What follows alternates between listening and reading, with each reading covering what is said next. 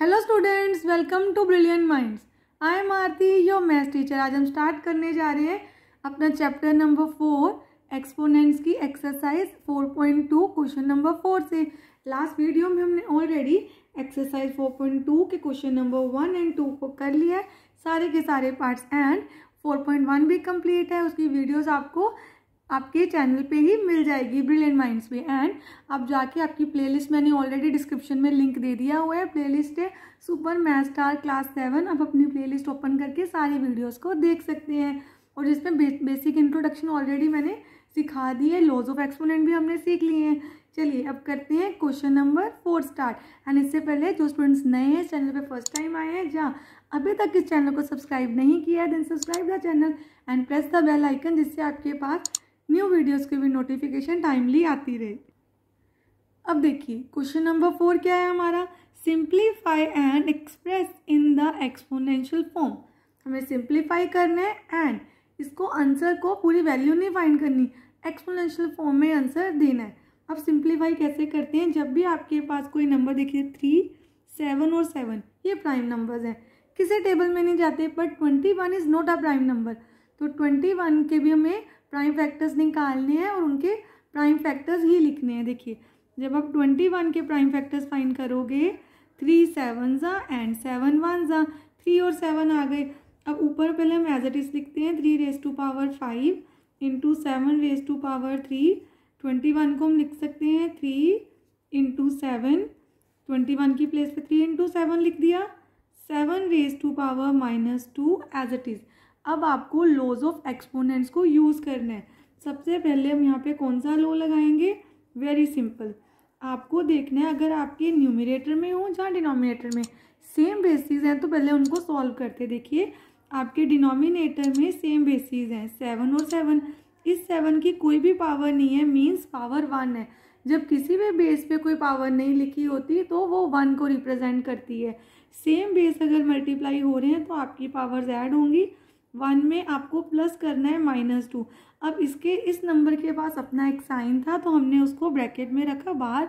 अगर आपके फॉर्मूला में देखिए हमारे लो में क्या आ रहा है, अगर हमारे सेम बेस मल्टीप्लाई होते हैं तो पावर्स ऐड होती हैं, तो आपको पहले प्लस का ही साइन लगाना है। स्टेप बाय स्टेप हमको सॉल्व करना है।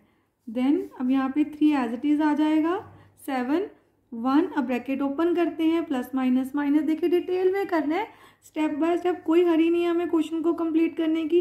ध्यान से कंसेप्ट को समझ के करना है। देन अब यहाँ पे प्लस माइनस माइनस, 2 में से 1 गए 1, और वो भी नेगेटिव आएगा क्योंकि 2 बड़ा है। साइन इंटीजर्स चैप्टर हमने ऑलरेडी किया हुआ है, साइन आता है बड़े डिजिट का। अब देखिए एक्सपोनेंट के लॉज फिर से, 3 एंड 3 सेम बेस है, डिवाइड हो रहे हैं, 7 और 7 सेम बेस डिवाइड हो रहे हैं। जब सेम बेस डिवाइड होते हैं तो उनकी पावर्स होती हैं माइनस।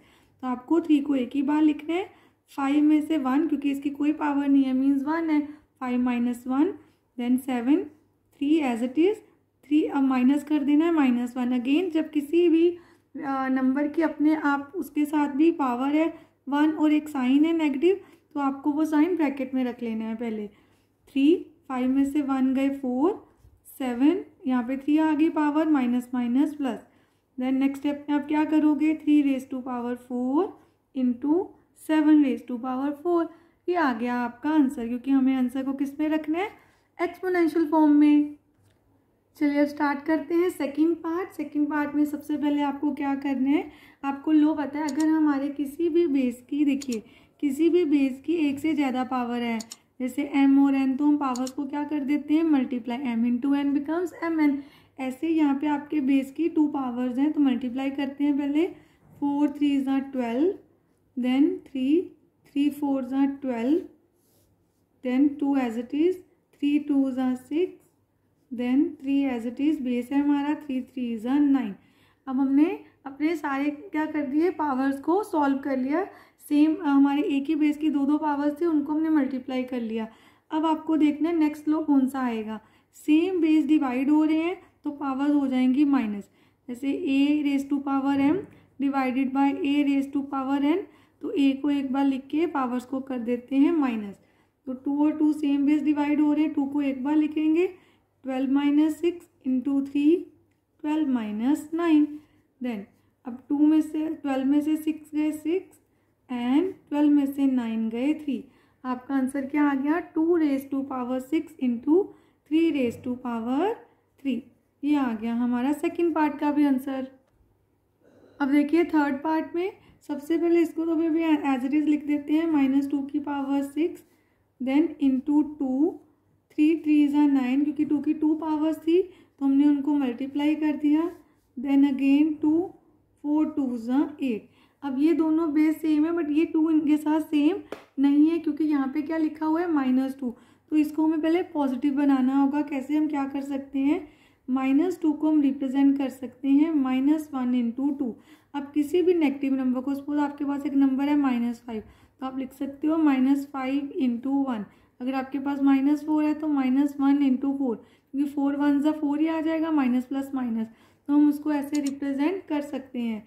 बाकी अभी 2 रेज़ टू पावर 9 एंड नीचे हमारे पास 2 रेज़ टू पावर 8 है, वो एज इट इज़ ही रहेगा। अब एक ही 2 बेसिस हैं उनकी बाहर पावर है तो आपको एक्सपोनेंट की लॉस बताएं अंदर जितने भी बेसिस होते हैं वो सबकी जो बाहर पावर है कॉमन वो सबकी है। तो -1 की भी पावर 6 है 2 की भी पावर 6 है, ये तो एज इट इज़ लिख ही देंगे 2 रेज़ टू पावर 9 और डिनोमिनेटर में हमारे पास है 2 रेज़ टू पावर 8। अब हमारे पास 2 बेसिस है दोनों पे पावर लिख दी। अब इसको सॉल्व करते हैं। -1 को 6 टाइम्स मल्टीप्लाई करना है। 1 को आप जितने मर्जी टाइम मल्टीप्लाई करो आंसर तो 1 ही आएगा। 1 इंटू 1 इंटू 1 इंटू 1 6 टाइम करेंगे तब भी 1 आएगा तो हम लिख देते हैं 1। एंड आपने ये भी याद रखना है हम किसी भी नेगेटिव बेस को इवन टाइम जैसे 6 इवन है 2 इवन है 4 इवन है इवन टाइम्स मल्टीप्लाई करें तो आंसर बन जाता है पॉजिटिव। जैसे देखिए -1 इंटू -1 सपोज हमारे पास -1 की पावर 2 है तो 2 टाइम्स लिखेंगे 1 1 1 माइनस माइनस प्लस। तो किसी भी बेस को इवन टाइम्स किसी भी नेगेटिव बेस को इवन टाइम्स मल्टीप्लाई करो तो आपकी आपका बेस पॉजिटिव ही आता है आंसर। तो अब यहाँ पे देखिए सेम बेस है 2 को एक ही बार लिखेंगे सेम बेस मल्टीप्लाई हो रहे हैं पावर्स को कर देते हैं ऐड। याद रखना है एक्सपोनेंट्स के लॉज को नहीं भूलना।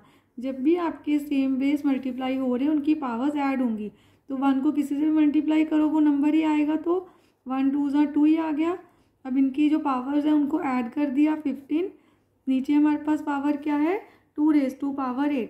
सेम बेस डिवाइड हो रहे हैं इनकी पावर्स हो जाएंगी माइनस। तो अब 15 में से 8 गए आपका आंसर आ गया 7। तो हमारा इस पार्ट का आंसर आ गया 2 रेज़ टू पावर 7। चलिए अब करते हैं नेक्स्ट पार्ट। क्वेश्चन नंबर 4 का फोर्थ पार्ट देखिए ये हमारा लास्ट पार्ट है इस एक्सरसाइज का। क्वेश्चन नंबर 4 ही हमारा लास्ट क्वेश्चन है एक्सरसाइज 4.2 में और ये लास्ट पार्ट है हमारा। अच्छे से इसको भी कर लेते हैं कंप्लीट। अब देखिए हमने क्या कहा कि जब भी हमें सिंप्लीफाई करना है तो हमें कोई भी नंबर अगर वो प्राइम नहीं है तो उसके प्राइम फैक्टर्स फाइंड करके उसको उसी फॉर्म में लिखना है। तो अब देखिए 25 को आप कैसे लिख सकते हैं 25 के प्राइम फैक्टर्स क्या होंगे 5 5 एंड 5 1। तो आप 25 को लिख सकते हो 5 की पावर 2। 5 2 टाइम्स आ रहा है तो यहाँ पे मैंने लिख दिया 5 raise to power 2 3 raise to power 3 as it is. अब 10 प्राइम नंबर नहीं है 10 के प्राइम फैक्टर्स फाइंड करते हैं 2 5 10 5 1 5। तो 10 के प्राइम फैक्टर्स आ गए 2 इंटू 5। तो 10 की प्लेस पे लिख देते हैं 2 इंटू 5 एंड 10 की पावर क्या थी -3। वो 10 की पावर है इट मीन्स दोनों नंबर्स की पावर है तो आपको दोनों पे 2 पे भी और 5 पे दोनों पे -3 लिख देना है। देन अब यहाँ देखिए डिनोमिनेटर में 5 raise to 5 as it is. Then 6 भी प्राइम नंबर नहीं है तो 6 के प्राइम फैक्टर्स भी फाइंड कर लीजिए। 6 के क्या आएंगे 2 3 एंड 3 1। 6 के प्राइम फैक्टर आ गए 2 इंटू 3। तो 6 की प्लेस पे लिखते हैं 2 मल्टीप्लाई 3 अगेन। देखिए 6 की पावर 3 थी और जो उसके 2 फैक्टर्स आए हैं वो उन दोनों की पावर है। याद रखना ये बहुत इंपॉर्टेंट स्टेप है।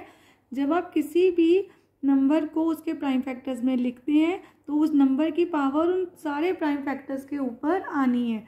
अब देखिए जो भी हमारी लाइक टर्म्स हैं उनको हम एक साथ कर लेते हैं 5 raise to power 2 into 5 raise to power -3। मैंने दोनों को एक साथ लिख दिया। Then 3 raise to power 3 2 raise to power -3।